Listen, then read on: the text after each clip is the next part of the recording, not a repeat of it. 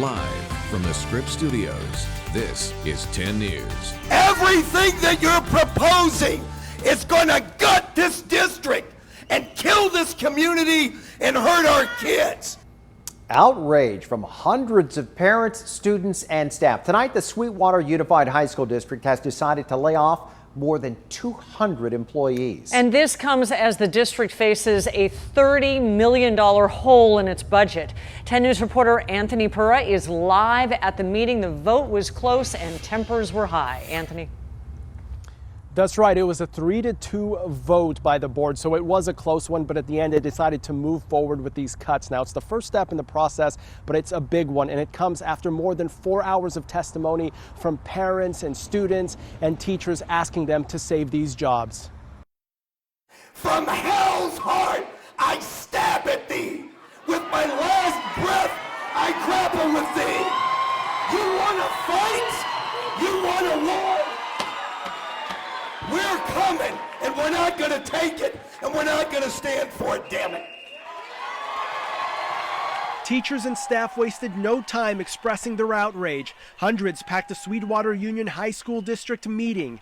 At stake, roughly 240 staff positions, mostly teachers and librarians, as well as a dozen so-called learning centers. Who is this going to affect?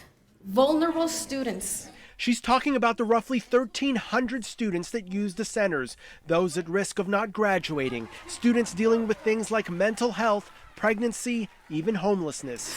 If it wasn't for the Learning Center, I probably would not be graduating, and I'm on the right track now, so... This student pushed back tears to tell the board she is one of the students in the program. Now I feel like you're taking away a program that helps kids like me. The Learning Center has helped me in so many ways. The district is facing a $30 million budget shortfall. A district spokesman told 10 News it is due to factors like declining student enrollment and declining revenue, not mismanagement. The superintendent said they've looked at other areas to save before proposing the cuts. Even in the most challenging financial times, layoffs for this governance team have been a last resort. And teachers at risk of getting laid off will be getting pink slips, but the board says even if they get one, they may not get laid off at the end. Any final decisions will be coming in May. We're reporting live tonight. Anthony Pura, 10 News. Anthony, that was heated. Thank you. Sweetwater's attempts to balance its budget started in September of 2018 when the district announced it was facing a $30 million budget deficit. Things got worse for the district when in December that year, an independent audit found it would actually be $68 million in the hole before the end of the school year. And that's when the district started exploring options, which included granting early retirement to more than 300 teachers. Then, in a controversial move, the district cut 4 bus routes last July, forcing several students to start walking miles to school. That led to walkouts and parent protests. Of course, we're going to continue to follow the vote on this and bring our viewers the decision on the 10 News mobile app. There's a free version available in the App Store. Just search 10 News. A driver with passengers in the car took off, leading San Diego police on a chase, narrowly missing other drivers and pedestrians this afternoon. When it got dangerous, officers backed off, letting the driver keep going. All of the tense moments and near misses caught by Sky 10. 10 News anchor Lindsay Pena is live where the driver and the passenger finally decided to bail and make a run for it. Lindsay? Yeah, that's right, Kim and Steve. This street quiet once again, as neighbors tell us it usually is, except for today. That car coming to a halt right here. They couldn't go any further. Those posts behind me crashing into them. That driver and that passenger taking off into the canyon. The chase started around 5:30 Monday afternoon, still light enough for Sky 10 to track the silver sedan as it wove dangerously through the streets of San Diego. Police tried to stop the car, which was suspected to be stolen around Park Boulevard near the Naval Hospital, but the driver kept going, heading into North Park, blowing past stop signs and veering onto the opposite side of the road, even narrowly missing a pedestrian. At one point, a male jumped out of the car. Eventually, officers stopped following so closely because of the erratic behavior, but the car sped on, finally crashing near 32nd and Palm Street near Switzer Canyon. We heard the helicopter, and I stepped out and saw police car after police car speeding down the street. So I was like, what happened now? Norm Johnson's house was just feet away from where it all ended, and the two people left in the car bailed out and darted down into the canyon. He came so close to my wife's car, it's like, oh man, we survived that one. After about a half hour of searching, the two people who police say are actually females were caught and taken into custody. It was a close call. The people living on this quiet street hope doesn't happen again. It is a little bit scary, especially when I have, the grandkids play on the street all the time. So they could have been out there. Now, police tell us there was actually a fourth person in that car, but they described that person as simply a passenger who is not in custody tonight. As for the rest of the people who were in the car, 3 others in total, it's not clear what charges, if any, they could be facing in connection to this incident. We're reporting live in South Park. Lindsay Pena, 10 News. Thank you, Lindsay. A developing story now. The CHP says the 5-year-old boy who was left with serious head injuries in Saturday's bus crash is now in stable condition. The crash near Fallbrook claimed the lives of 3 women. The NTSB says it will take 3 to 5 days to comb through the scene. The final report could take 1 to 2 years. The bus was heading to Tijuana when it crashed in the rain on the 15. We're told investigators will be looking at 3 factors: the driver, the bus, and the environment. Santa Ana winds, they are returning to San Diego County. Our meteorologist Angelica Campos is here with a look at the areas that will be under a wind advisory.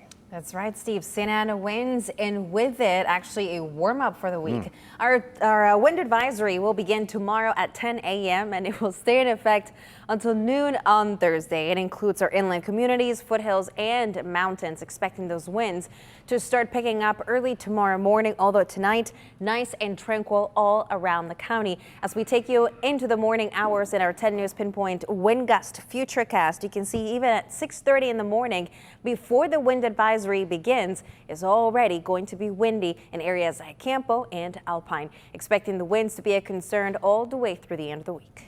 Angelica, thank you. The world said goodbye today to Kobe Bryant and his daughter Gianna during an emotional memorial service at the Staples Center. I found a way to let you in.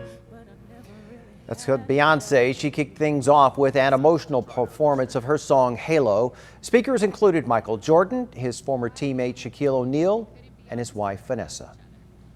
Babe, you take care of our Gigi. And I got Nani, Bibi, and Coco. We're still the best team.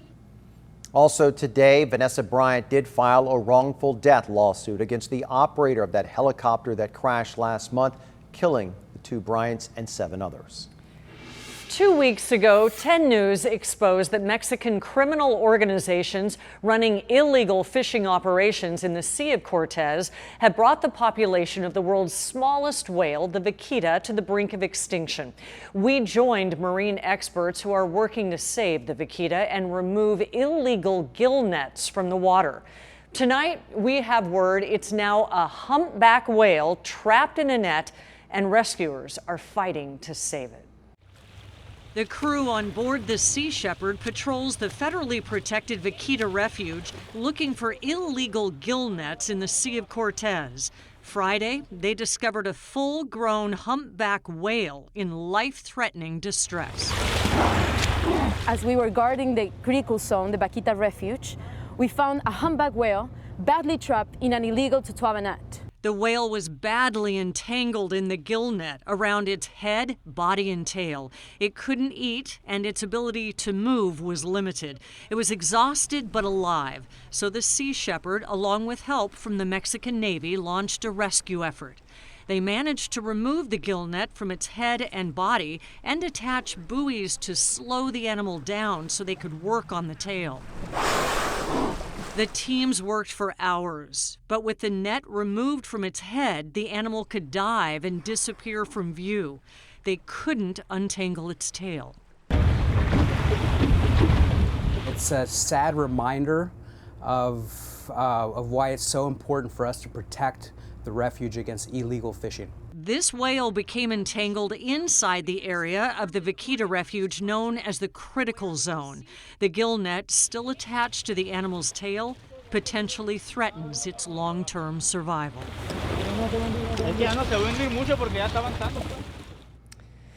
The whale was not swimming in the same direction at all times, so it's not known where it may be now. But there is a call to any vessel in Baja that sees the entangled whale to report it, so rescuers can launch another effort to try to get the gillnet off its tail. All right, we have some breaking news on the so-called bolder-than-most rapist. Today, an appeals court overturned a ruling that would have allowed Alvin Quarles to be released from a mental hospital and into the community. The ruling comes after San Diego County Superior Court Judge David Gill decided to release him to a home somewhere in the county. After his release, he would have undergone treatment through a conditional release program. He was convicted of raping several women at Knight Point and was sentenced to 50 years in prison in 1989. One of the most powerful movie producers in Hollywood was rushed to the hospital instead of prison. Weinstein is a vicious serial sexual predator. Tonight, Harvey Weinstein was rerouted from Rikers Island to Bellevue Hospital in New York. His attorney says he was complaining of chest pains and was suffering from high blood pressure. Earlier today, a New York City jury found Weinstein guilty of third-degree rape and sexual assault. Justice has been a long time coming, but it's finally here. Weinstein faces up to 25 years in prison.